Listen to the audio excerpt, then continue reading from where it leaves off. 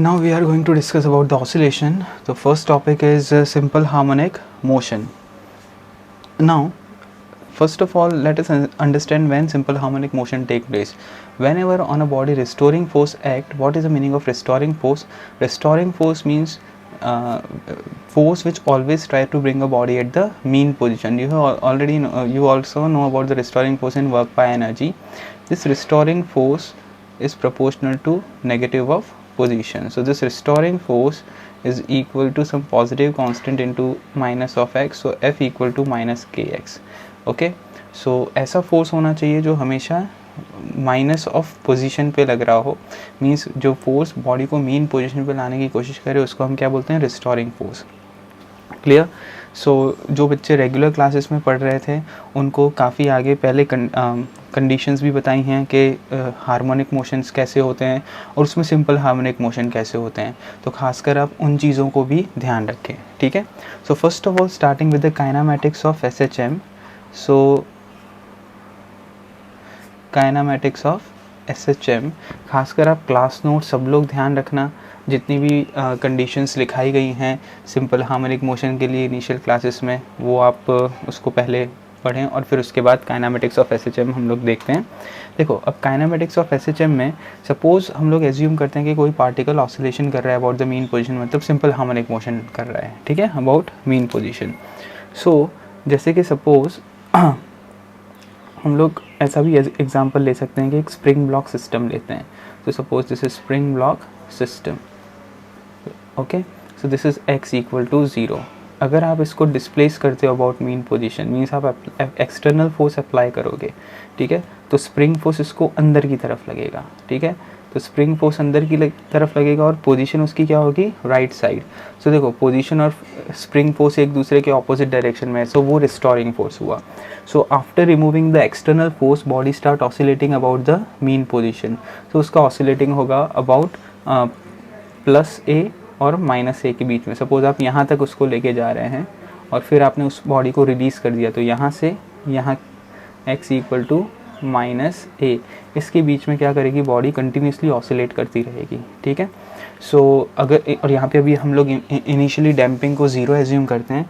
सो आपने external force apply किया, external force apply करने तो आपने इसको ए पोजीशन तक x equal to plus A position तक पुल करके लेके और रिलीज़ कर दिया. तो जितना आपने वर्क डन किया उतना इसके अंदर एनर्जी स्टोर्ड हो गई है. वही एनर्जी काइनेटिक और पोटेंशियल में कन्वर्ट होती रहेगी और ये बॉडी ऑसिलेट करता रहेगा about plus A and minus A के बीच में. ठीक है.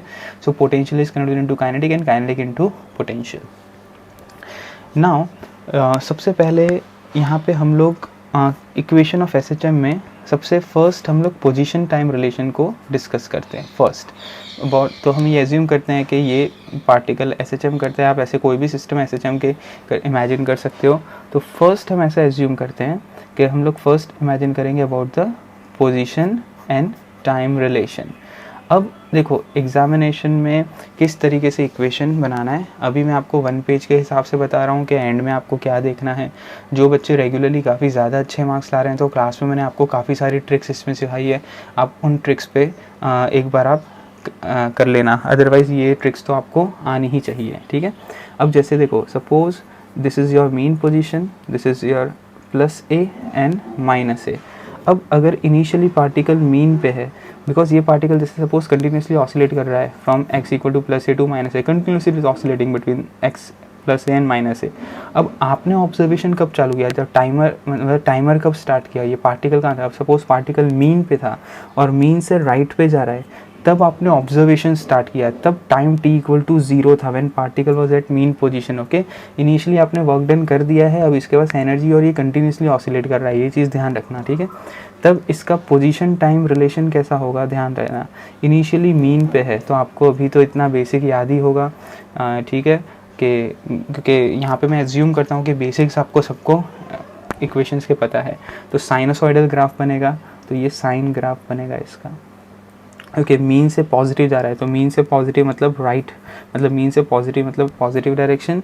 तो ये क्या हो जाएगा, प्लस ए और माइनस ए.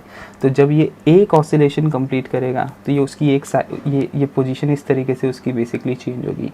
सो प्लस ए और माइनस ए के बीच में ऑसिलेट करेगा. ध्यान रखना, 0 से ए पे जाने के लिए कितना टाइम लगेगा उसको, तो वो टाइम लगेगा बेसिकली कैपिटल T/4। फिर 0 से A पे जाके वापस 0 आने में तो T/4 ये कितना लगेगा T/2, ये कितना होगा 3T/4 और फाइनली कितना होगा T। तो इसका एक ऑसिलेशन कंप्लीट का टाइम क्या बोलते हैं हम, टाइम पीरियड, और फ्रीक्वेंसी को हम क्या बोलते हैं 1/T। ठीक है। सिमिलरली अगर तो इसकी इक्वेशन क्या बनेगी, ध्यान देना, A sin ओमेगा t, ये इसकी इक्वेशन बनेगी, पोजीशन टाइम रिलेशन। ठीक है। इसमें आपकी ओमेगा की वैल्यू क्या होती है, ओमेगा की वैल्यू 2π/T या 2πf होती है। t क्या होता है, capital T time period, time taken to complete one oscillation. Omega क्या होता है, एंगुलर फ्रीक्वेंसी। क्लियर। अब अगर आपको ऐसा क्वेश्चन दिया है इसमें, अगर एग्जामिनेशन, तो ये चीज़ ध्यान रखना कि कैसे ये आंसर निकालते हैं।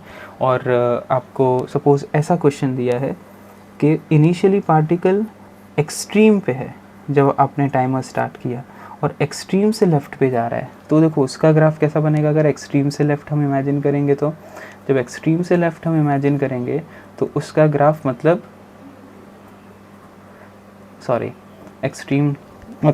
एक्सट्रीम पॉजिटिव पे है तो ये पॉजिटिव, और एक साइकिल मतलब लाइक दिस, तो ये जो होगा +a और -a के बीच में, और ये इक्वेशन क्या बनेगी, a cos ओमेगा t की।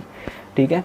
ये टाइम कितना होगा T/4, ये कितना होगा T/2, ये कितना होगा 3T/4, और ये टोटल टाइम कितना होगा T।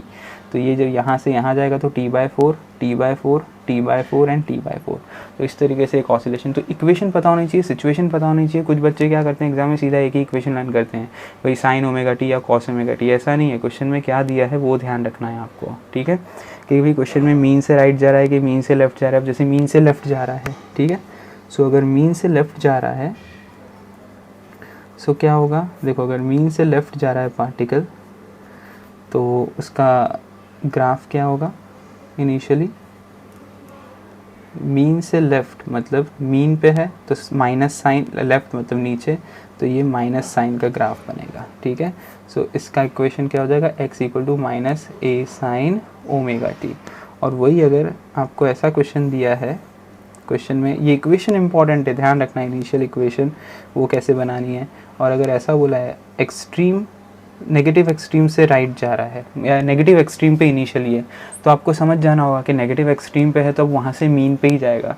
तो ऐसा फिगर बनाने का, और नेगेटिव, क्योंकि आपको कोई भी टाइप का SHO दे सकते हैं, कोई भी टाइप का ऑसिलेटर दे सकते हैं, उसमें अगर इनिशियली ऐसा बोला है कि नेगेटिव एक्सट्रीम पे, तो ऑब्वियस बात है नेगेटिव एक्सट्रीम से वो मीन की तरफ ही जाएगा। सो नेगेटिव एक्सट्रीम से जब वो मीन की तरफ जाएगा तो उसका ग्राफ कैसा होगा, नेगेटिव एक्सट्रीम से मीन के लिए, देखो नेगेटिव एक्सट्रीम से मीन के लिए, तो उसका जो ग्राफ होगा वो माइनस कॉस का होगा। सो -a cos ओमेगा t। सो एक चीज़ ध्यान रखना, यहाँ पे मैं ये एज्यूम कर रहा हूँ कि आपको डिफ्रेंसिएशन आ रहा है, because we are discussing one page short tricks method only है। सो काफ़ी ये बड़ा टॉपिक है, क्लास में काफ़ी डिटेल में डिस्कस हुआ है, लेकिन अभी हम शॉर्ट में डिस्कस कर रहे हैं। मैं यहाँ पे ये इमेजिन करता हूँ कि आप लोगों को डिफ्रेंसिएशन अच्छे से आता है। सबसे इम्पॉर्टेंट ध्यान रखना क्वेश्चन में यही होता है कि आपको क्या सिचुएशन दी गई है, मीन से राइट जा रहा है या मीन से है और पॉजिटिव जा रहा है तो a sin omega T, extreme positive pay है तो a cos omega T, mean से लेफ्ट जा रहा है तो -a sin ओमेगा टी, और एक्सट्रीम लेफ्ट पे है तो -a cos ओमेगा टी। और भी केसेस होते हैं, टिपिकल केसेस होते हैं, क्लास में वो कराए गए हैं। काफ़ी बड़ी बड़ी मेथड्स होती हैं। जो बच्चे 550 अबाव मार्क्स रेगुलरली स्कोर करते हैं, खासकर आप उन क्वेश्चंस को करके जाओ। जैसे मैंने आप लोगों को एक्सरसाइज 1 में क्वेश्चन 10 to 15 के बीच में जो क्वेश्चन दिए हैं वो काफ़ी अच्छे हैं इसके ऊपर। तो आप सबसे पहले इक्वेशन पे ध्यान दो, क्या इक्वेशन दी गई है। ठीक है। बेसिकली तो ये वाली इक्वेशंस तो आपको पता ही होनी चाहिए। एक बार आपको पोजीशन टाइम रिलेशन आया, then you have to only use kinematics. जैसे देखो पोजीशन टाइम आ गया, उसका डिफ्रेंसिएशन करोगे तो वेलोसिटी आएगा, वेलोसिटी का डिफ्रेंसिएशन करोगे तो एक्सेलरेशन आएगा, एक्सेलरेशन में मास पुट करोगे तो फोर्स आ जाएगा। तो काफ़ी सिंपल सी चीज़ है, जस्ट आपको आइडेंटिफाई करनी है कि आपको कौन सा सिचुएशन क्वेश्चन में गिवन है। ठीक है। नाउ अब फर्दर हम लोग काइनेमैटिक्स ऑफ SHM समझने के लिए ऐसा एज्यूम करते हैं कि कोई भी एक इक्वेशन मीन्स आपका फर्स्ट, जो हमने प्रीवियसली 4 केस देखे कि पोजीशन टाइम रिलेशन, कोई भी एक टाइप का पोजीशन टाइम रिलेशन आपको गिवन है। सपोज़ आपको ऐसा बोला है इनिशियली मतलब कोई भी एक सिचुएशन आपको गिवन है, initially body is at mean position, for example हम ऐसा इमेजिन करते हैं mean position and moving toward right direction, means extreme positive extreme की तरफ मूव हो रहा है। तो उस हिसाब से आपका सिचुएशन 4 डिफरेंट सिचुएशंस थे, उसमें से कौन सा आंसर आएगा, x is equal to A sine omega T. ठीक है, मतलब आपका जो पार्टिकल का लोकेशन है, पोजीशन कैसा होगा, इन मीन प्लस से माइनस से, ये मीन से राइट में जा रहा है जब आपने ऑब्जर्वेशन स्टार्ट किया है, जब टाइम t इक्वल टू 0 है। ठीक है, इसका आपका बेसिकली ग्राफ क्या आएगा, इसका जो पोजीशन टाइम ग्राफ आएगा that is position time graph, this is a sinusoidal. ठीक है, साइन मीन से राइट जाना है, साइन सिंपल सा याद रखना है, साइन का ग्राफ होता है वो आपको आते ही होगा। तो ये इस तरीके से ये साइनोसॉइडल ग्राफ है। ठीक है, सो मैक्सिमम वैल्यू क्या है ऑसिलेटर की, कहाँ से कहाँ तक जाएगा, ए तक, तो प्लस ए, और कहाँ से तक, माइनस ए। तो ये पूरी एक साइकिल है, ये हाफ टाइम है t/2, ये कितना हो जाएगा t/4, और ये टोटल टाइम कितना होगा t, ये कितना हो जाएगा 3t/4। ठीक है, so what is the maximum value of position, that is plus और माइनस ए। ओके, नाउ जैसे इसमें आपको ऐसा क्वेश्चन भी पूछ सकते हैं कि what is the position of particle after time, जैसे 3t/4 इस हिसाब से आप पूछ लिया। ठीक है, तो आप उस समय क्या करेंगे, suppose you have to find out the, अब क्वेश्चन में यहाँ हमेशा दिया होगा आपको कि initially body is at mean position, या तो हमने जो प्रीवियसली 4 के डिस्कस की उसमें से कुछ भी होगा। ठीक है, suppose you have to find after how much time body is at, suppose आपको ऐसा एग्जाम्पल दिया है, find position of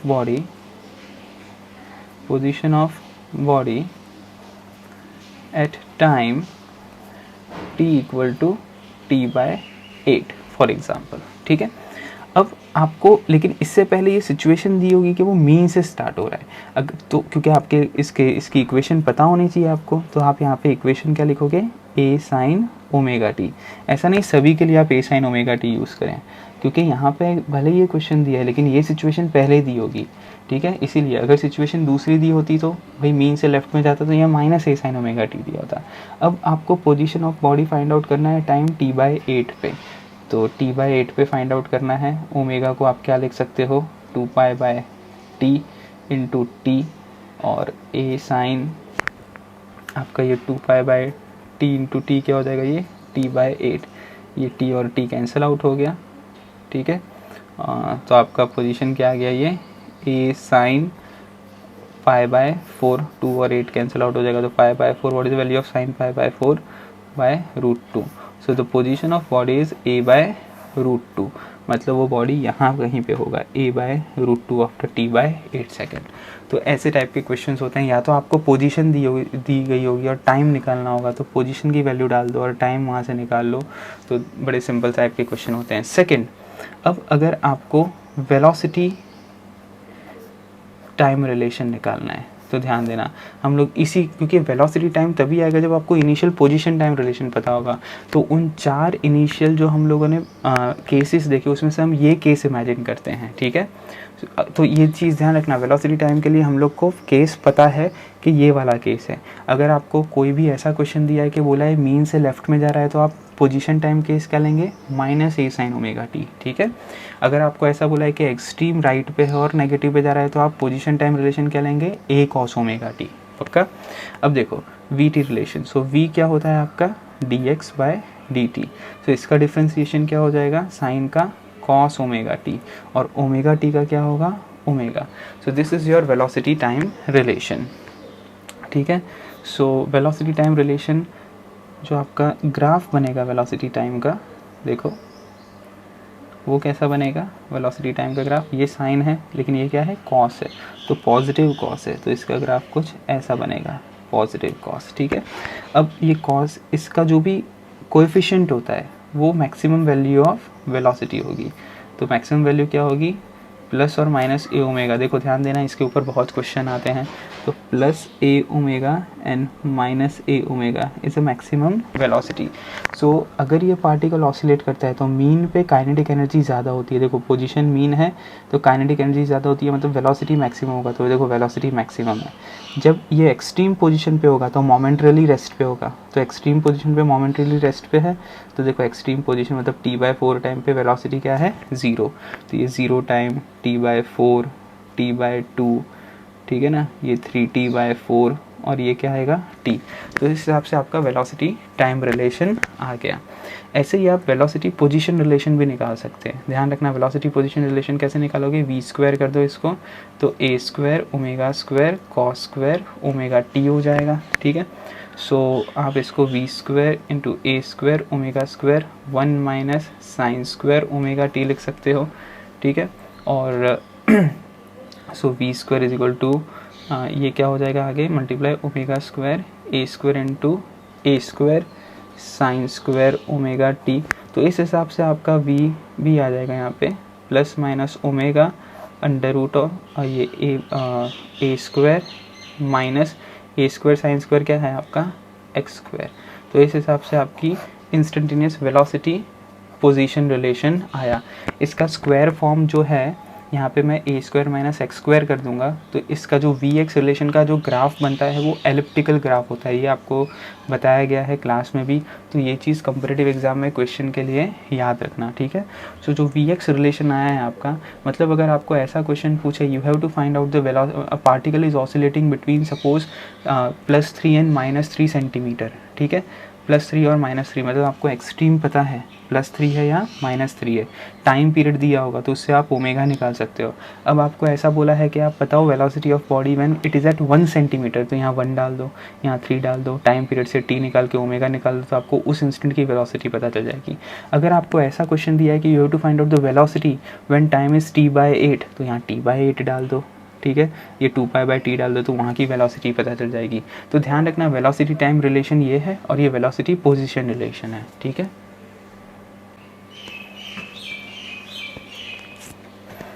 now next third जो इसमें आता है it is about the acceleration and time relation.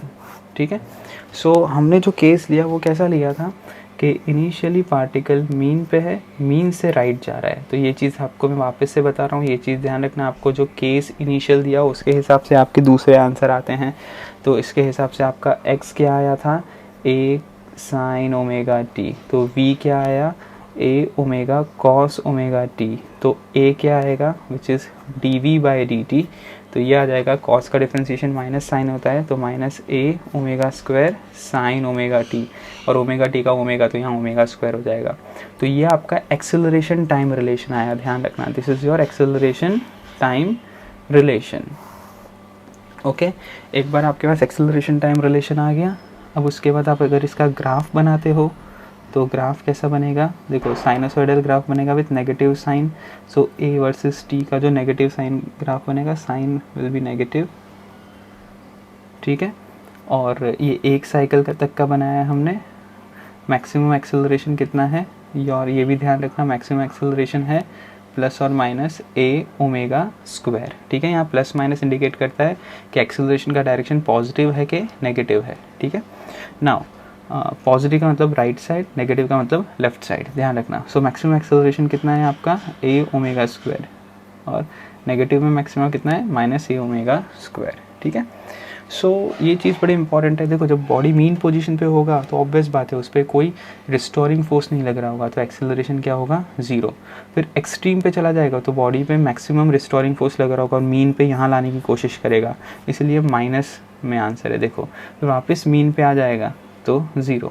इस तरीके से हम लोगों ने ये सॉल्व किया और डायरेक्टली ग्राफिकल से भी आंसर आता है, इक्वेशन से भी आपका यही आंसर आ रहा है. तो ये चीज़ याद रखनी है. तो ध्यान देना xt आपका xt रिलेशन साइन था, vt कॉस था, तो ये माइनस साइन था. तो x और v में जो फेस डिफरेंस है वो π/2 का है. v और a में फेस डिफरेंस π/2 का है, पर x और a में फेस डिफरेंस पाई का है. तो ये काफ़ी इंपॉर्टेंट क्वेश्चन होता है comparative exam point of view. ध्यान रखना खासकर a मैक्स v मैक्सिमम याद रखना है, उनके बीच में भी आपको रिलेशन पूछते हैं. आप प्रीवियस ईयर क्वेश्चन देंगे तो काफ़ी रिलेशन होंगे उसमें. देन नेक्स्ट इसका अगर आप इस इक्वेशन को देखें, सो ए को मैं ऐसा लिख सकता हूँ, देखो omega A sine omega T is x, so minus omega square x, ठीक है। तो ये आपका एक्सेलरेशन एंड पोजीशन रिलेशन आ गया, ए वर्सेस एक्स ग्राफ आ गया। तो ए वर्सेस एक्स ग्राफ कैसा बनेगा यहाँ पे, जैसे वी एक्स ग्राफ एलिप्स था, तो ए वर्सेस एक्स ग्राफ आपका जो बनेगा, this is a straight line with your negative slope मतलब ऐसा। तो ये आपका ए वर्सेस एक्स ग्राफ बनेगा विथ नेगेटिव स्लोप, तो this slope is negative. Now इसी में अगर मैं मास मल्टीप्लाई कर दूँ बोथ साइड, तो ये आपका क्या हो गया बोलो, force which is minus M omega square X, M and omega square both are constant, ठीक है। So this can be written as minus K X, तो ये आपका रिस्टोरिंग फोर्स आ गया, ठीक है। सो ये चीज़ ध्यान रखना कि जो कांस्टेंट आया वो क्या आया आपका, एम ओमेगा स्क्वायर, ठीक है। सो आप ओमेगा को क्या लिख सकते हो, अंडर रूट ऑफ के बाय एम, और ओमेगा को और क्या लिख सकते हो, 2 बाय टी, तो टी क्या आ गया, 2 under root of M by K. So this is a time period of oscillator, तो टाइम पीरियड आ गया, फोर्स आ गया, फोर्स इसके फॉर्म में आ गया, तो ये सब चीज़ें ध्यान रखना है। दूसरा, what are the condition for SHM, देखो एक चीज़ ध्यान रखना, कभी भी फोर्स के फॉर्म में पूछा है, if F equal to minus of position के प्रोपोर्शनलिटी में है, तो वो वाला फोर्स रिस्टोरिंग फोर्स होगा जो सिंपल हार्मोनिक मोशन में यूज्ड होता है। कभी कभी कंडीशन ऑफ एसएचएम भी पूछते हैं, तो ध्यान रखना कंडीशन फॉर एसएचएम इज, आपने यहाँ पे एक्सेलरेशन देखा, देखो एक्सेलरेशन को हम क्या लिख सकते हैं, D double differentiation of X with respect to time is proportional to, ये तो कांस्टेंट है, proportional to minus of X, ठीक है। So this is condition of SHM. अब ध्यान रखना, double differentiation of X is proportional to negative of X, this is a condition of SHM, मतलब इसका जो पोजीशन है वो एसएचएम कर रहा है। अब एक चीज़ और, अगर आप double differentiation of velocity with respect to time करोगे तो प्रोपोर्शनल टू माइनस वी आएगा, मतलब वेलोसिटी भी एसएचएम कर रहा है, ठीक है। और अगर आप double differentiation of A with respect to T करोगे तो वो भी माइनस ऑफ ए आएगा, मतलब एक्सेलरेशन भी एसएचएम कर रहा है। तो एक्स, वी और ए तीनों का double differentiation with respect to time, double differentiation with respect to time proportional to minus से आएगा, तो ये तीनों एसएचएम कर रहे हैं विथ फ्रीक्वेंसी ऑफ ओमेगा। ये क्वेश्चन एग्जाम का बड़ा इंपॉर्टेंट क्वेश्चन है, क्लास में तो काफ़ी डिटेल में हम लोगों ने इन चीज़ों को डिस्कस की गई है, लेकिन अभी 1 पेज हम डिस्कस कर रहे हैं, शॉर्ट ट्रिक्स डिस्कस कर रहे हैं, तो ये चीज़ें तो आनी चाहिए, सब वो क्वेश्चन बता रहा हूँ जो एग्ज़ाम में आए हुए हैं, ठीक है। सो ये सब तो चीज़ आनी ही चाहिए, और ख़ासकर ये काफ़ी लेंदी चैप्टर है ऐसे समझने में, तो क्लास नोट्स तो आप गो थ्रू करना ही, वहाँ की जो शॉर्ट ट्रिक्स दी हैं, जो क्लास में एग्जांपल्स कराए हैं वो करना, उसके बाद वो आपको परफेक्ट हो जाए, उसके बाद आप ये इंपॉर्टेंट पॉइंट्स देखना, ठीक है।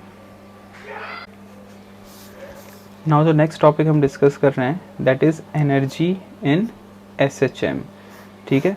सो हमने जो क्वेश्चन लिया था स्प्रिंग ब्लॉक सिस्टम का, और मैंने आपको जो कंडीशन बताया, ये बताया था कि एक मीन पोजीशन है, ये एक्सट्रीम पोजीशन है, और ये माइनस एक्सट्रीम पोजीशन है, ठीक है। बॉडी इसी के बीच में ऑसिलेट करते हैं, आपको कोई भी कंडीशन देंगे आपको यही चीज़ इमेजिन करना है, कोई भी ऑसिलेटर दे दें, बोला है मीन से राइट जाना है तो भी ये इमेजिन करना है, सब सिचुएशन में यही चीज़ इमेजिन करनी है। हम लोगों ने क्या आंसर लिया था, ये चीज़ ध्यान रखना, हम लोगों ने जो क्वेश्चन से सॉल्व किया है पूरी थियरी, क्योंकि मैं इतने सारे केसेस लेके तो थियरी सॉल्व नहीं करा सकता, वो क्लास में हम लोगों ने किए हैं। तो अभी हम लोगों ने जो सिचुएशन लिया है वो ऐसा लिया है कि मीन से राइट में जा रहा है, सो पोजिशन टाइम रिलेशन क्या है आपका, ए साइन ओमेगा टी, ठीक है। v क्या आया, plus A omega cos omega T, और एक्सेलरेशन क्या आया, minus A omega square sine omega T.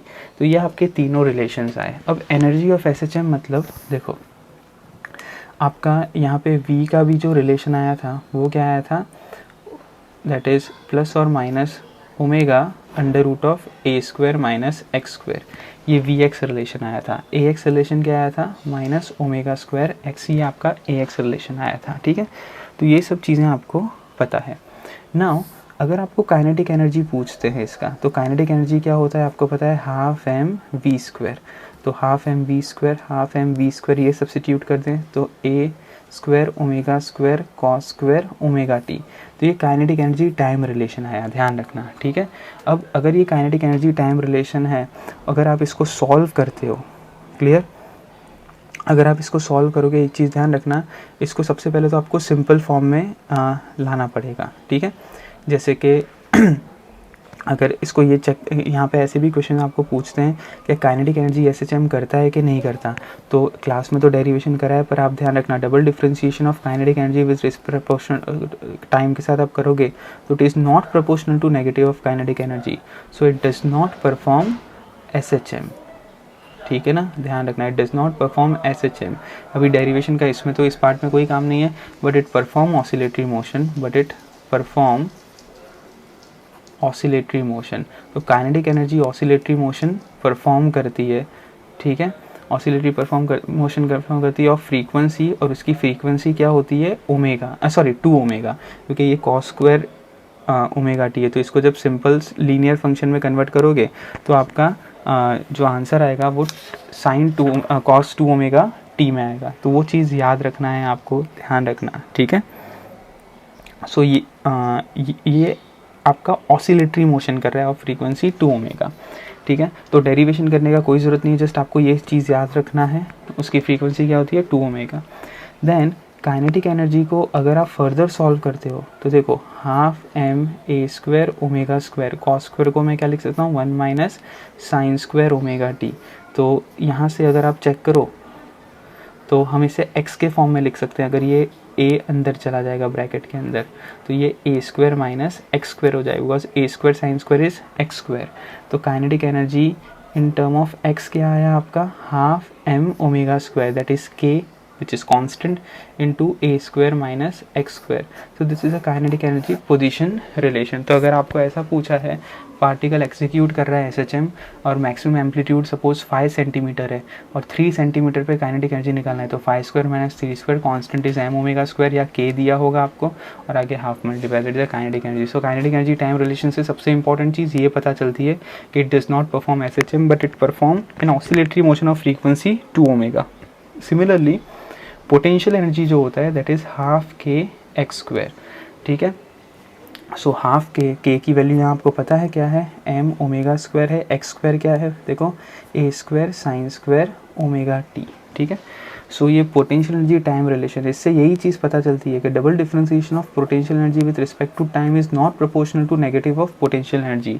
So again it perform only oscillatory motion, not SHM. Okay, it perform oscillatory motion of frequency, कितनी frequency है, 2 omega, ठीक है।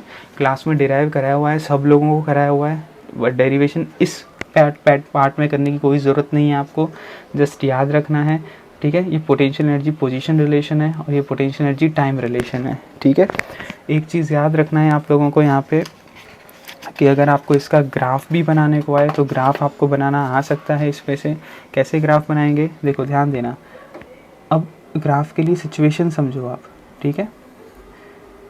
सबसे पहले अगर मैं काइनेटिक एनर्जी की बात करूं या पोटेंशियल एनर्जी की बात करूं, यहाँ जो भी लिखा है पोटेंशियल एनर्जी टाइम का ग्राफ बता रहा हूँ, पहले मैं आपको, तो पोटेंशियल एनर्जी अगर मैं टाइम का ग्राफ बनाऊँ तो ध्यान रखना, ये ऐसे तो कहाँ गया पोटेंशियल, हाँ ये रहा पोटेंशियल एनर्जी टाइम रिलेशन, ठीक है। इसको आपको सॉल्व करना होगा, साइन स्क्वायर ओमेगा टी को। इसको सॉल्व कैसे करते हैं ये आपको पता है, cos 2 theta is equal to cos square theta minus sine square theta होता है, ठीक है।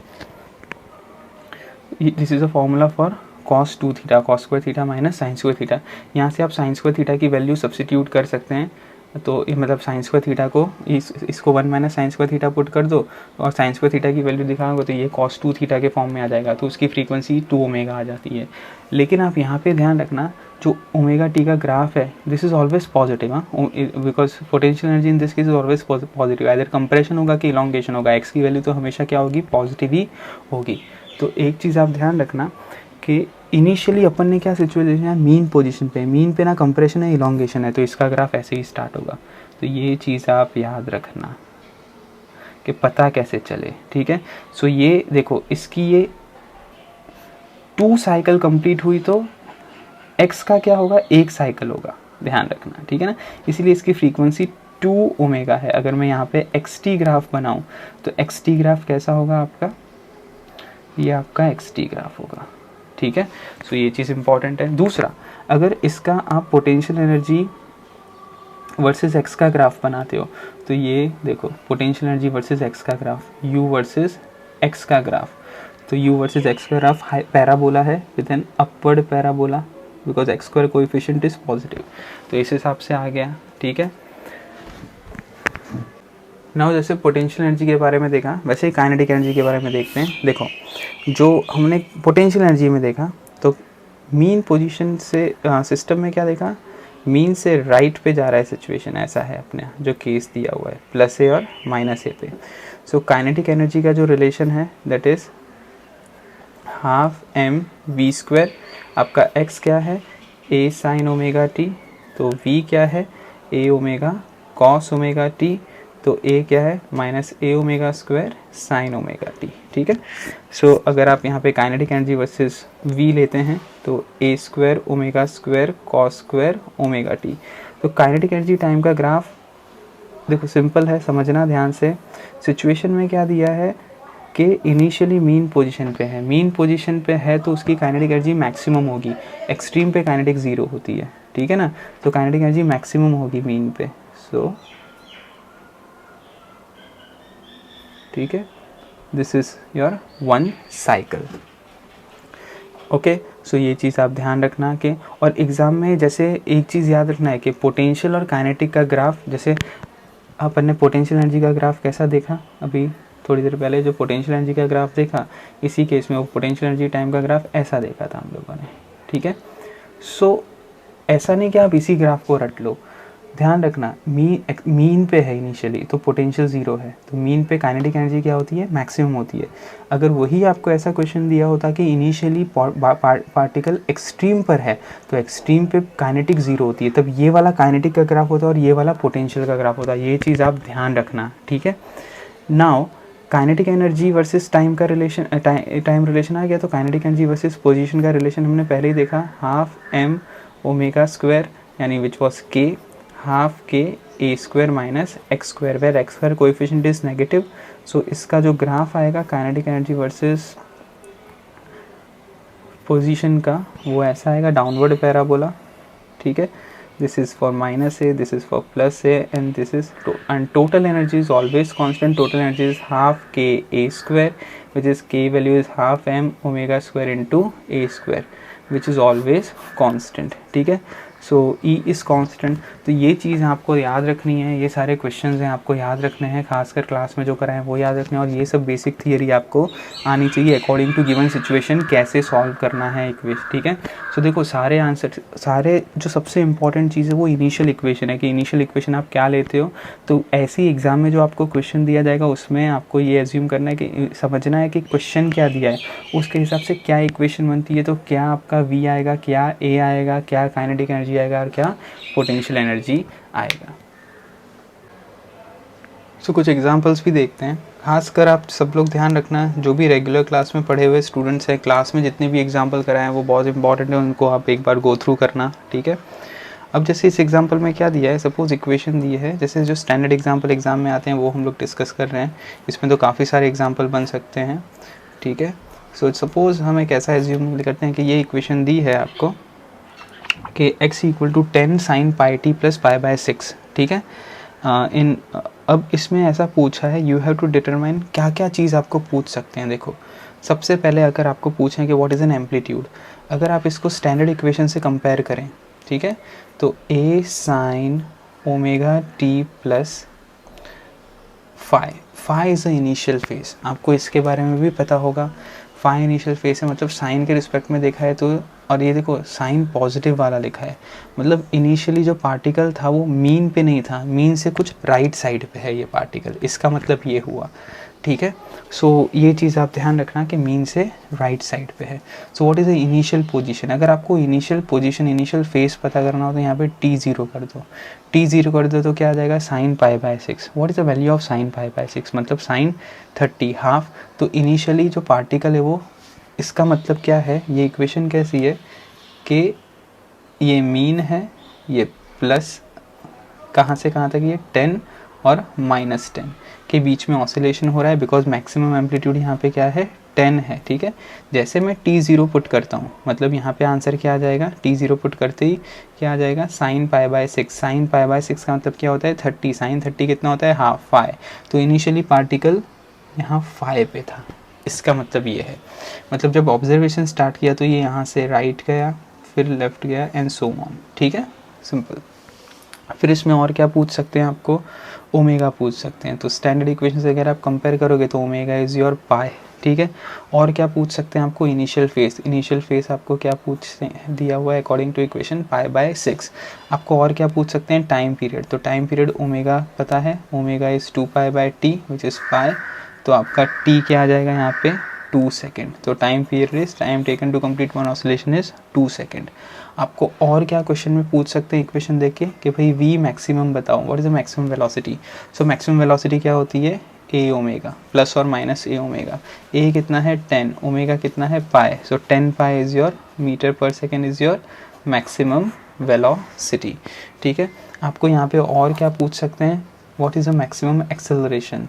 सो विच इज प्लस और माइनस ओमेगा स्क्वायर a, ठीक है, clear. Maximum acceleration extreme position पे होगा क्योंकि वो मीन पोजीशन पे जाने की कोशिश करेगा, बिकॉज एक्सेलरेशन कितना होता है, omega square x. So omega square कितना है आपका, ध्यान रखना है यहाँ पे, पाई स्क्वायर, और a कितना है 10। सो this is your maximum amplitude of acceleration, 10 into pi square. तो ये सब बेसिक क्वेश्चंस हैं, वो आपको आएंगे। ध्यान रखना, इनिशियल फेज से आप ये भी पता कर सकते हो कि इनिशियल पोजीशन क्या थी t0 पुट करके, ठीक है। नाउ जैसे नेक्स्ट एग्जांपल हम देखते हैं। नेक्स्ट एग्जांपल में क्या बोला हुआ है, a particle execute SHM। Suppose हम एक ऐसा हाइपोथेटिकल एग्जांपल बनाते हैं, खासकर बच्चों को इसमें कुछ प्रॉब्लम आती है, इसलिए समझाता हूँ। Particle execute SHM with the time period of 4 second. So 4 second time period है, ठीक है ना, ये गिवन है, ठीक है। Find time taken by particle to go from mean position to half of amplitude, ठीक है, mean position to half of amplitude करना है। तो find out the time taken by particle to go from mean to half of its amplitude, ठीक है। मतलब आपको situation दी हुई है, देखो मैंने पहले भी बताया था आपको सिचुएशन देंगे यहाँ पे। सो मीन पे है, इनिशियल मीन से आपको हाफ पे जाना है, मतलब यहाँ से हाफ ऑफ एम्पलीट्यूड पे जाना है a/2 में। तो कितना टाइम लगेगा, ठीक है। यहाँ से यहाँ पे t/4 लगता है। तो कुछ बच्चे क्या सोचते हैं यहाँ से यहाँ पे t/4 का हाफ, नहीं ऐसा नहीं होता, ध्यान रखना। मीन से a/2 पे जाना है, तो समझना इक्वेशन कौन सी चूज़ करेंगे, तो इक्वेशन मीन से चूज़ करेंगे। तो a sin ω2 कहाँ पे जाना है, a/2 पे। मैंने आपको पहले भी ऐसा क्वेश्चन समझाया था, a sin ωt। a sin ω को हम क्या लिख सकते हैं बताओ, 2π/t, ठीक है। सो a/2 में से a कैंसिल आउट हो गया, तो half is equal to sine 2π/t कितना है आपका 4 into T. So half sine π/2, ठीक है, इंटू टी। सो आपको ये आंसर मिला। अब साइन है यहाँ पे साइन की वैल्यू हाफ कब होती है ये बताओ, तो साइन की वैल्यू हाफ साइन π/6 पे होती है। Now compare π/6 is equal to π/2 into T. तो ये t कितना आ गया आपका, इसको सॉल्व करोगे सो आपका जो t आएगा वो 1/3 सेकेंड आएगा। So time taken by particle to move from mean to a/2 is 1/3, ठीक है। सो बड़ा सिंपल सा क्वेश्चन होते हैं, ध्यान रखना। सबसे इम्पॉर्टेंट है कि सिचुएशन यहाँ दी हुई है, time period of particle is 4 second. You have to calculate time taken by particle to move from mean to a/2। तो मीन टू a/2 इसलिए ये वाले इक्वेशन लिए। बहुत सारे बच्चे कंफ्यूज होते हैं सर साइन लेके कॉस ले, ध्यान रखना। तो इस तरीके से आपको सॉल्व करना है क्वेश्चन, ठीक है। अभी जैसे एग्जाम में क्वेश्चंस आते हैं कि you have to identify which of the following is an equation of SHM। तो देखो सिंपल साइन कोसाइन हो तो ही वो इक्वेशन ऑफ SHM होगी। पहली बात तो ये, वो साइन स्क्वायर नहीं होना चाहिए, कॉस स्क्वायर नहीं होना चाहिए, ऐसा नहीं होना चाहिए। या तो double differentiation of physical quantity proportional to negative of physical quantity होना चाहिए, ठीक है। अब जैसे साइन स्क्वायर हुआ तो वो ऑसिलेटरी मोशन होगा, SHM नहीं होगा। लेकिन अब ऐसे क्वेश्चन का क्या, तो ऐसे क्वेश्चन को देखो क्लास में भी डिस्कस किया है। लेट आप क्या करो, जैसे A को यहाँ पे d cos फाई लेना होता है और B को d sin फाई लेना होता है, ऐसा ऑल्टर ट्रिग्नोमेट्रिक फंक्शन लेना होता है। तो ये क्या हो जाएगा आपका d cos phi into sine omega T plus d sin phi into cos omega T. तो d कॉमन हो गया, और ये फॉर्मूला बनी sine omega T plus phi की। तो देखो ये जो फाइनल आंसर आया ये SHM का आंसर है विथ इनिशियल फेस ऑफ, बताओ इनिशियल फेस क्या है, इनिशियल फेस फाई आ गया आपका, ठीक है। और एम्पलीट्यूड क्या आया, विथ एम्पलीट्यूड ऑफ डी आया। अब डी की वैल्यू कैसे निकालेंगे, तो देखो इसको स्क्वायर करके ऐड करो, स्क्वायर एंड ऐड, स्क्वायर और ऐड करोगे तो A square plus B square equal to D square होगा। तो डी की वैल्यू क्या आ जाएगी आपके पास, under root of A square plus B square, ठीक है। और अगर आप इसका रेशियो लोगे सो 10 फाई आपके पास क्या आ जाएगा, बी बाय ए। तो आपका इनिशियल फेस भी क्या हो गया, 10 इनवर्स बी बाय ए। तो अगर आपको ऐसा एग्जाम्पल पूछा है एग्जामिनेशन में तो ध्यान रखना शॉर्टकट कैसे होता है। जैसे आपको ऐसा बोला है 3 sign omega T plus 4 cos omega T. अब आप ये बताओ कि ये SHM है कि नहीं, तो yes perform an SHM। What is an amplitude of SHM, so under root of directly 3 square plus 4 square, क्या आएगा answer 5। What is the initial phase of this SHM, तो इनिशियल फेस देखो क्या करना है, बी मतलब 4/3।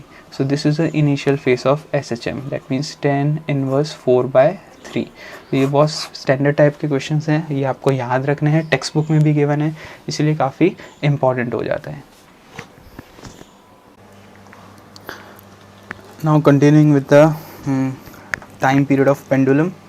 सो हम लोगों ने सिंपल पेंडुलम के बारे में तो पढ़ा है, उसका न्यूटन लॉ में भी डिस्क्रिप्शन किया था थोड़ा कि time period of simple pendulum कितना होता है। तो it is 2 pi under root of L/G। और वहाँ पे हम लोगों ने डिफरेंट केसेस में भी देखा था कि G इफ़ेक्टिव कैसे लेते हैं लिफ्ट के अंदर और एक्सेलरेटेड फ्रेम के अंदर, ठीक है। अब यहाँ पे कुछ दूसरे फिजिकल पेंडुलम्स को देखते हैं।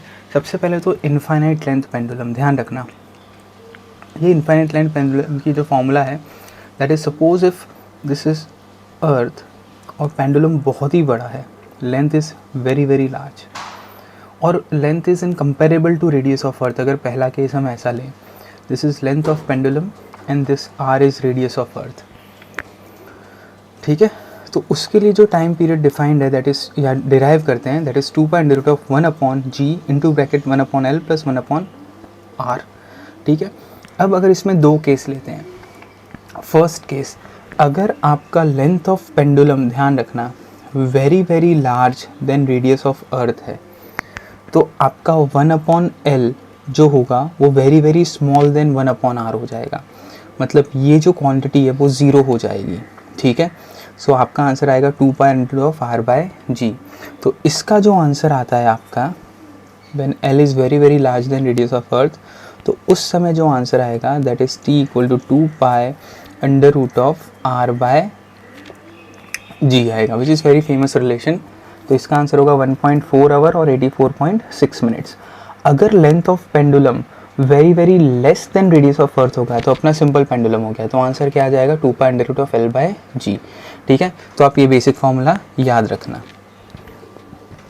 Next is second pendulum. Second pendulum simple होता है, जिसका टाइम पीरियड 2 सेकंड होता है उसको सेकंड पेंडुलम कहते हैं। कुछ बच्चों को पता नहीं होता इसीलिए वो कंफ्यूज हो जाते हैं, सिंपल। और अगर आप टाइम पीरियड के फॉर्मूला में t इक्वल टू 2 डालोगे तो अप्रॉक्सीमेटली जो लेंथ ऑफ पेंडुलम आएगा दैट इज़ 1 मीटर, ठीक है। सो मोस्टली वो मून वाला क्वेश्चन पूछते हैं कि what for second pendulum what must be the length of this pendulum, तो लेंथ उसमें 1/6 मीटर होना चाहिए, ठीक है, बिकॉज मून पे जो g होता है वो g/6 होता है। देन फिज़िकल पेंडुलम हम देखते हैं कुछ, जैसे फिज़िकल पेंडुलम क्लास में ये डेरिवेशन कराया हुआ है आपको। जैसे कंपाउंड पेंडुलम भी आप इसे कह सकते हो, t equal to 2 pi under root of I/mg/L, where L is a distance of centre of mass from axis of rotation. तो सपोज हमने एक डिस्क को फिक्स्ड किया गया है यहाँ पे, देखो जो disc passes through the edge axis of rotation basically here passes through the edge of disk and perpendicular to the plane। तो you know the moment of inertia about this point। यहाँ से जाता है तो mr²/2 होता है, तो यहाँ से जा रहा है तो 3/2 mr² है, ठीक है। वही अगर रिंग होता ये तो ये 2 mr² होता, लेकिन ये डिस्क है तो 3/2 mr²। तो देखो फॉर्मूला कैसा है, I/mg/L, ये जो L होता है ये distance of axis of rotation from centre of मास होता है।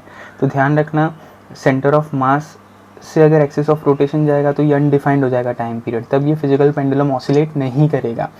तो ये L होना चाहिए। तो यहाँ पे जो L है वो L क्या है, R के इक्वल, तो L R के इक्वल है। तो यहाँ पे आप L equal to R put कर दोगे, I आपको पता है 3/2 mr², वो पुट कर दो तो आपको time period of physical pendulum आ गया। तो ऐसे सारे मोमेंट ऑफ इनर्शिया और आपको याद होनी चाहिए। फिजिकल पेंडुलम मतलब ring, disc, solid sphere, hollow sphere, आपको ऐसे सब रिजिड बॉडीज़ दे सकते हैं, ठीक है। नेक्स्ट है यू ट्यूब। यू ट्यूब मतलब एक ट्यूब के अंदर फ्लूइड डाल दिया है और उसको ऑसिलेट कर रहे हैं। तो उसका आंसर देखो सिंपल है, याद रखना, T इक्वल टू 2.h/g। जैसे यहाँ r/g था तो यहाँ h/g है, ठीक है। क्लास में डेरिवेशन कराया है, क्लास में वी ट्यूब का भी डेरिवेशन कराया है, तो बच्चे आप उसे भी देख लेना, ये इंपॉर्टेंट है, मैंने वही इंपॉर्टेंट चीज़ें खासकर लिखी हुई हैं। देन नेक्स्ट इज़, अगर सपोज़ कोई फ्लूइड है, अब उस फ्लूइड में आपने एक ब्लॉक रख दिया, ठीक है ना, density of this block is ρs। अब इसको स्लाइटली पुश किया तो ये यहाँ पे ऑसिलेट करने लगेगा। जब ये यहाँ पे ऑसिलेट करने लगेगा तो उसका टाइम पीरियड निकालना है। तो ठीक है, क्लास में इसका भी डेरिवेशन कराया हुआ है, लेकिन अभी देखो एग्ज़ाम में यही टाइप के क्वेश्चन आएंगे, इसमें तो कुछ ज़्यादा चेंज नहीं करेंगे। तो याद कैसे करना है, देखो ये वाली फॉर्मूला जो है सेम फॉर्मूला यहाँ पे भी आती है, लेकिन यहाँ पे इंटू ρs/ρl आता है, ठीक है। तो ध्यान रखना, density of substance upon density of liquid भी मल्टीप्लिकेशन में आता है। तो ये सारे फॉर्मूला एक दूसरे से रिलेटेड है, तो आप इसीलिए 1 पेज में लिख के दिया हुआ है, तो आप उसी तरीके से याद कर रखना।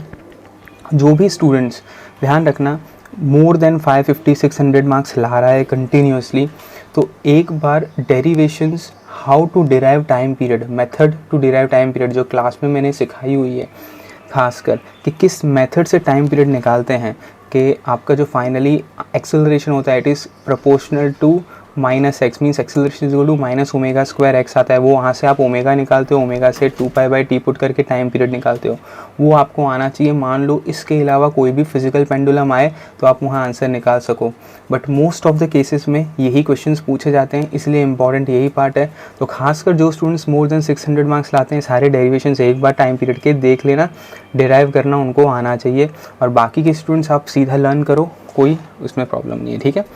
Then tunnel inside the earth, अगर आप एक अर्थ में टनल बनाओगे, सपोज ये अर्थ इमेजिन करते हैं, and tunnel is a cord of earth, ठीक है ना, और उसमें एक पार्टिकल को ड्रॉप करोगे, तो उसका जो टाइम पीरियड होगा वो 2π√r/g होगा। That means it is again 1.4 hour और 84.6 मिनट्स, ठीक है। सो ध्यान रखना, ये कॉर्ड डायामीटर भी हो सकता है, ठीक है, तो भी आंसर सेम आएगा। कभी कभी एग्जाम में इसमें ऐसा क्वेश्चन पूछते हैं, time taken by particle to move from one to another end, तो इसका हाफ टाइम होगा, बिकॉज पार्टिकल को एक ऑसिलेशन करने में 1.4 आवर लगेंगे, तो आप एक एंड से दूसरे एंड में जाने का इसका हाफ टाइम लगेगा, ठीक है।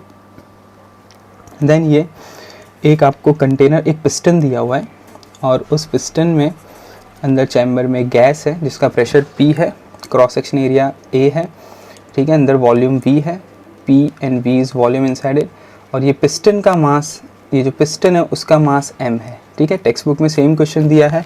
टेक्स्ट बुक में क्या किया हुआ है, ये मासलेस पिस्टन रखा है और उसके ऊपर एक बॉल ऑफ मास m रखा है, और उस बॉल की वजह से इसको थोड़ा कंप्रेस करते हैं तो वो ऑसिलेट करने लगता है, तो उसका ऑसिलेशन ऑफ पिस्टन का टाइम पीरियड निकालना है, ठीक है। तो सेम वे यहाँ पे मैंने बॉल की जगह मास्ड पिस्टन ले लिया है और उसको स्लाइटली डिस्प्लेस किया, तो ये क्या करेगा, ऑसिलेट करना स्टार्ट कर देगा, ठीक है।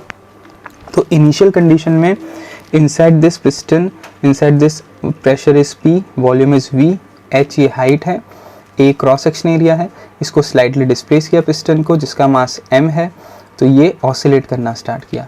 अब यहाँ पे ध्यान रखना, जैसे क्वेश्चन में अगर आइसोथर्मल प्रोसेस पूछा है तो आंसर में मीन्स एक्सपांशन और कंप्रेशन आइसोथर्मल है, मीन्स टेम्परेचर रिमेन सेम, तो वो आंसर आता है 2π√m/PA। m is mass of piston, h is height, p is pressure inside it and a is cross section area, ठीक है। दूसरा, इसमें एक चीज़ और याद रखना, अगर मान लो एडियाबैटिक एक्सपांशन है और कंप्रेशन है, तो एडियाबैटिक एक्सपांशन कंप्रेशन में अपन ने पढ़ा हुआ है कि B equal to gamma P होता है, तो यहाँ पे गामा मल्टीप्लाई हो जाएगा, दैट्स इट, ठीक है। तो ये चीज़ याद रखना। देन ऑसिलेशन इन वायर, जैसे मैकेनिक्स ऑफ सॉलिड में पढ़ा हुआ है हम लोगों ने यंग मॉडुलस में, y is equal to FL/A∆L, तो वहाँ से F is proportional to ΔL होता है, ठीक है।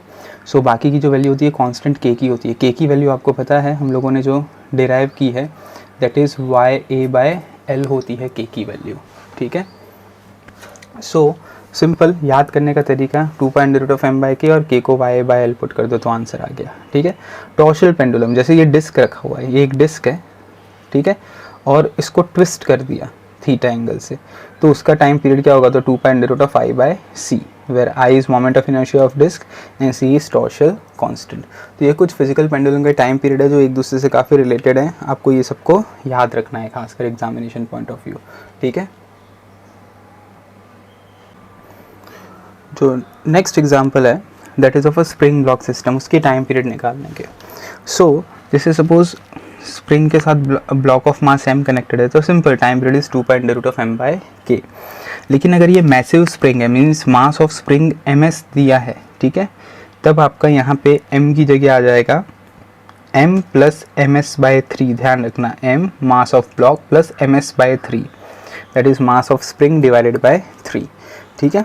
अब यहाँ पे ऐसे क्वेश्चंस आते हैं खासकर सीरीज और पैरेलल कनेक्शन के, तो ध्यान रखना सिंपल कि अगर दो स्प्रिंग सीरीज में है, एक का स्प्रिंग कांस्टेंट k1 है, दूसरे का k2 है, तो जो ये आंसर क्या आ जाएगा सीरीज में 1/k इफेक्टिव, मींस अगर इन दोनों की जगह एक ही स्प्रिंग हम इमेजिन करेंगे सिस्टम में, तो उसका जो k इफेक्टिव होगा, जैसे this is k effective, that is 1/k effective is equal to 1/k1 plus 1/k2, ठीक है। तो जो रेजिस्टर में आंसर आता है पैरेलल का, वो इसमें सीरीज का आता है, मीन्स कैपेसिटर जैसा आंसर, ठीक है। So 1/k effective is equal to 1/k1 plus 1/k2। तो टाइम पीरियड क्या हो जाएगा आपका, यहाँ पे k इफेक्टिव पुट कर देना है टाइम पीरियड में, और वो k इफेक्टिव की वैल्यू ये है, ठीक है। अगर दो स्प्रिंग सीरीज कनेक्शन में है, सीरीज कनेक्शन में है, सो ध्यान रखना इसको अगर आप ऑसिलेट करोगे तो जो इसका जो टाइम पीरियड आएगा that is again 2.05/k effective, यहाँ पे k effective k1 plus k2 होता है, ठीक है।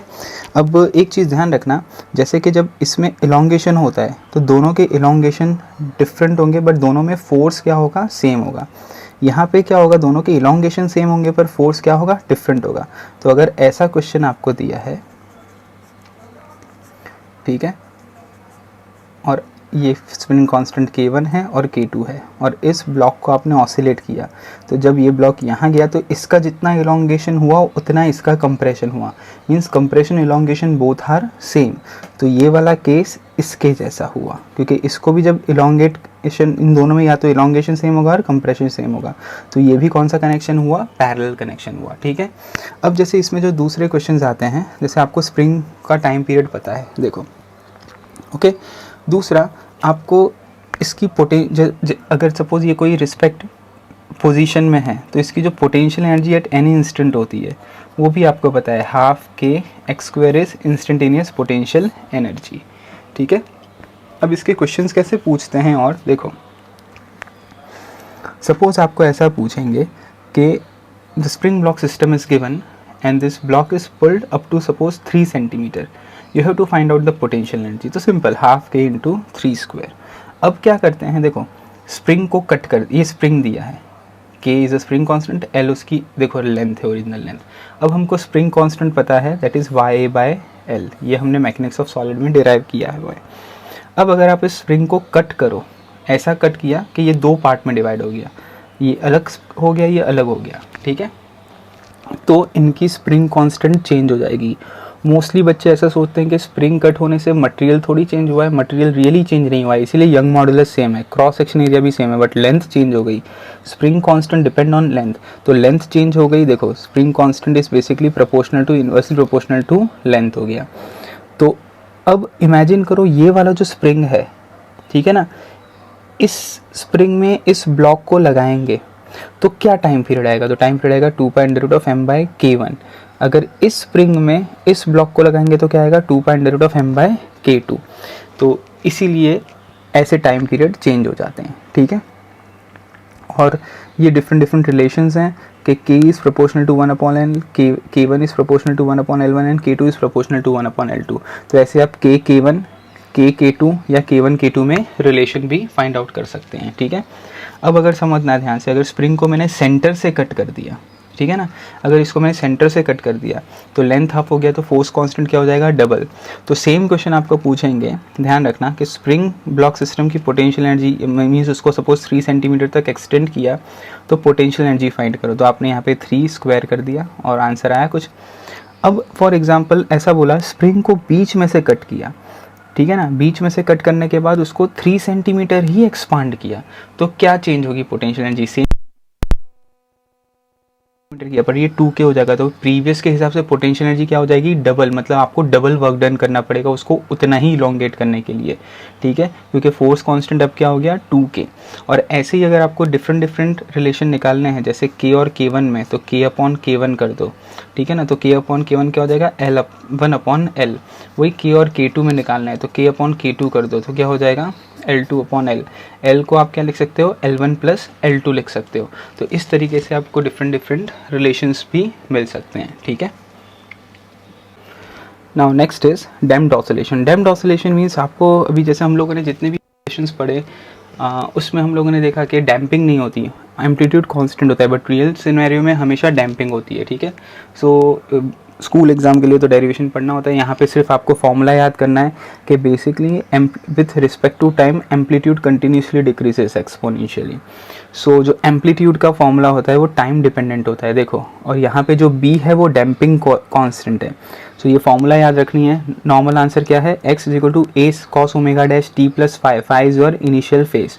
अब ध्यान रखना फॉर्मूला रिलेट आप उससे भी कर सकते हो, नॉर्मल इक्वेशन से जो आपने पढ़ा हुआ है, a cos ω t + phi, ठीक है। अब ये a जो है वो यहाँ पे टाइम डिपेंडेंट है, सो a e⁻bt/2m, ये b है वो डैम्पिंग कांस्टेंट है। अगर b 0 कर देंगे तो डैम्पिंग 0 हो जाएगा, ठीक है। सो b डैम्पिंग कांस्टेंट होता है, तो ये a है, आपको सेपरेटली a को याद रखना है, that is a e⁻bt/2m cos ω' t + phi। ω' यहाँ पे √k/m - b²/4m² है, देखो। तो अगर आप यहाँ b 0 कर दो, मतलब डैम्पिंग 0 कर दो, तो आंसर क्या आ जाएगा, √k/m आ जाएगा, वही प्रीवियस आंसर जो नॉर्मल SHM में होता है। और एनर्जी क्या होती है, बेसिकली जो आपकी SHM में एनर्जी होती है विच इज़ ½KA²। तो यहाँ पे a टाइम डिपेंडेंट है, स्क्वायर करोगे तो ये आंसर आ जाएगा ½ KA² e⁻bt/m, क्योंकि स्क्वायर करोगे तो यहाँ 2 होगा तो ये 2 कैंसिल आउट हो जाएगा, तो ये आंसर आएगा। तो इतनी फार्मूला याद होनी चाहिए।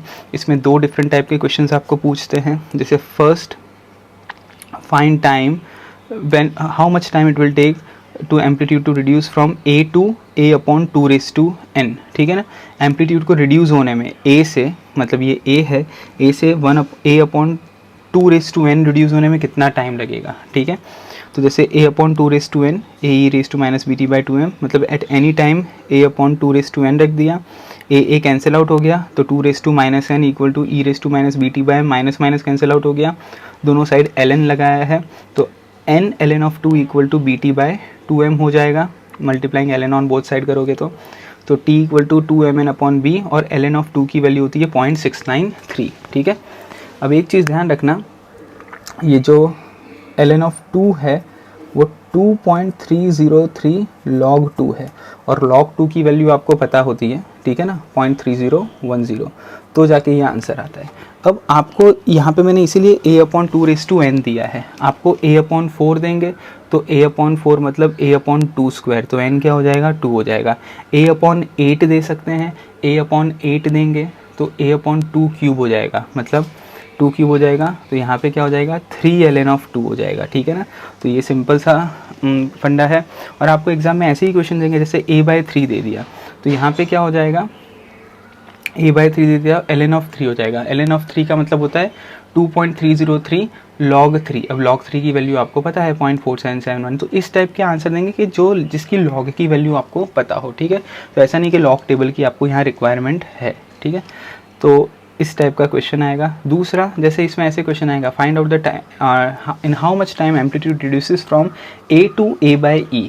तो भाई a की जगह सिंपल a/e पुट कर दो, तो a/e e⁻bt/2m। ध्यान रखना time taken by particle when it is oscillating to reduces amplitude from a to a/e। इतना एम्पलीट्यूड आने में कितना टाइम लगेगा, तो सिंपल पोजीशन जो होगा a/e वो पुट कर दो, a e⁻bt/2m A cancel out हो गया तो e raise to minus one equal to e raise to minus B T by two M, minus minus cancel out, base is same so exponent you can equate it, 1 equal to B T by M, so t equal to 2m by B, this is your answer. ठीक है, अब खासकर इनके अलावा जो अपने sheet में damped oscillation के क्वेश्चंस दिए हुए हैं वो खासकर आप कर लेना। ठीक है, ये बहुत इंपॉर्टेंट है, ये तो बहुत ठीक है। और बाकी जो स्टूडेंट्स को और प्रैक्टिस करनी है, आपके पास इनफ टाइम है अभी प्रैक्टिस करने का, तो अपने शीट में मैंने बहुत अच्छे क्वेश्चंस दिए हैं, उनके सॉल्यूशंस भी हैं, आप उसको ट्राई करना है। खासकर ऐसे क्वेश्चंस जिसके अंदर आप देखोगे कि बी भी दिया हुआ है और आपको frequency find out, omega find out करने का बोला हुआ है, तब आप एक चीज़ ध्यान रखना, आप k बाई एम की वैल्यू निकालो। ठीक है, खासकर उन क्वेश्चंस को देखना जो शीट में दिए हुए हैं मैंने फर्स्ट एक्सरसाइज में। और तो वहाँ पे कभी कभी बच्चे पूछते हैं कि सर डैम्प्ड ऑसिलेशन है, b की वैल्यू भी दी गई है, बट आंसर में omega equal to under root of k by m ही क्यों लगाया है। ठीक है, इसीलिए क्योंकि वो क्वेश्चन में जब b की वैल्यू दी है, आप अगर b बाई टू एम करोगे सबसे पहले, तो ध्यान रखना ये जो है मैं इसको आप ऐसे भी कर सकते हो, b upon two M the whole square, एक ही बात हुई। ठीक है, सो सबसे पहले आपको k बाई एम की वैल्यू निकालनी है। ठीक है, फिर सेकंड इस टर्म की वैल्यू निकालनी है b by two M the whole square की, और दोनों को करस्पॉन्डिंग चेक करना है। अब जैसे एक क्वेश्चन है जिसमें ये 18 आ रहा है, ये 0.8 आ रहा है, तो नेग्लिजिबल है 18 और 0.8 कंपैरिजन कर रहे हैं, इसलिए उसको नेग्लेक्ट कर दिया है। लेकिन कोई क्वेश्चन जैसे इसमें 18 आए, ये 4 या 5 आए, b upon two M the whole square, so वो कंपेरेबल है, तब उसमें b by two M the whole square आपको मतलब लेना है आंसर में। अगर ये वैल्यू काफ़ी बड़ी है इससे, तो इसको नेग्लेक्ट कर लेना है। तो भले b की वैल्यू दी है, तभी भी आप उस समय इसको नेग्लेक्ट करके आप फ्रीक्वेंसी अगर क्वेश्चन में पूछा है तो under root of k by M और ओमेगा को 2 पाई बाई टी लेके टाइम पीरियड निकाल सकते हो। तो खासकर ध्यान रखना उस टाइप के क्वेश्चन में, तो उसकी प्रैक्टिस आप एक बार कर लेना। Now next is forced oscillation. Now in forced oscillation basically damping में क्या होता है, with respect to time, continuously with time amplitude decreases. ठीक है, सो as amplitude does not decreases, so we have to apply an external periodic force। तो ये external periodic force हम apply करते हैं which is f not cos omega dt। ठीक है ना, तो ये वाले टॉपिक और डैम्प्ड ऑसिलेशन ध्यान रखना, दोनों टेक्स्ट बुक से ही रीड करने हैं और कहीं से रीड नहीं करना, क्योंकि ये काफ़ी सारी बुक में डिफरेंट थोड़ा दिया जाता है, तो ये टेक्स्ट बुक से ही रीड करना। तो जो एक्सटर्नल पीरियडिक फोर्स हमको अप्लाई करना है ताकि एम्पलीट्यूड कांस्टेंट रहे। ठीक है, सो उसको जब हम सॉल्व करते हैं तो यही आंसर याद रखना है, सॉल्व करोगे तो आपका सेकेंड ऑर्डर डिफरेंशियल इक्वेशन आएगा, लेकिन उसका सॉल्यूशन जो फाइनल आता है that is x is equal to a cos omega dt plus y आता है, where a amplitude is f naught by m upon omega square minus omega D square the whole square plus omega D square B square whole raise to half. ये b आपको पता है damping constant है, ये जो omega D है ये external periodic force की फ्रीक्वेंसी है और ओमेगा इज नेचुरल फ्रीक्वेंसी है इन दिस केस। ध्यान रखना, देखो समझ में आया, ये जो ओमेगा डी है वो एक्सटर्नल पीरियडिक फोर्स की फ्रीक्वेंसी है जो आप एक्सटर्नली अप्लाई करते हो, और जो ओमेगा है वो किसकी फ्रीक्वेंसी है, नेचुरल फ्रीक्वेंसी ऑफ ऑसिलेटर जो ऑसिलेट कर रहा था। If you continuously apply external periodic force after some time this natural frequency will vanish and oscillator will oscillate with this periodic force external force frequency which is omega d। तो ये text book में लिखा हुआ है, ध्यान रखना, उसी वे में याद रखना है। तो after some time when you continuously apply external periodic force the frequency of oscillator become omega d which is then frequency of this external periodic force। ठीक है, सो ये चीज़ याद रखना है। अब इसमें इस फॉर्मूला के हिसाब से एम्पलीट्यूड के हिसाब से दो केस दिए गए हैं कि अगर b इज़ वेरी स्मॉल, अगर b वेरी स्मॉल है तो ये वैल्यू को हटा दो, तो देखो ये स्क्वायर है, ये अंडर रूट में ये कैंसिल आउट हो जाएगा, तो क्या बचेगा सीधा f not upon m into bracket omega square minus omega D square. दूसरा केस, अगर मान लो एक्सटर्नल फ्रीक्वेंसी और नेचुरल फ्रीक्वेंसी सिमिलर है तो ये ज़ीरो हो जाएगा, तब आपका f not upon omega D भी आएगा। ठीक है, सो दोनों केस में देखो एम्पलीट्यूड क्या है। ओके, नाउ एक चीज़ ध्यान रखना कि अब इसमें एग्जाम में ये क्वेश्चन एक बार पूछा हुआ है कि रेजोनेंस कंडीशन कब होता है, when a driving force is close to a natural frequency when this omega equal to omega D then that phenomena is known as resonance. ठीक है, और अगर आप देखो यहाँ b को ज़ीरो कर दो ठीक है। तो ए क्या हो जाएगा, इनफाइनाइट, मीन्स अगर डैम्पिंग होगी ही नहीं, प्रेजेंट ही नहीं होगी, और अगर आप एक्सटर्नल पीरियडिक फोर्स अप्लाई करोगे और वो नेचुरल फ्रीक्वेंसी के इक्वल हो जाती है और there is no damping, then amplitude become infinite, that is known as an resonance condition, ठीक है।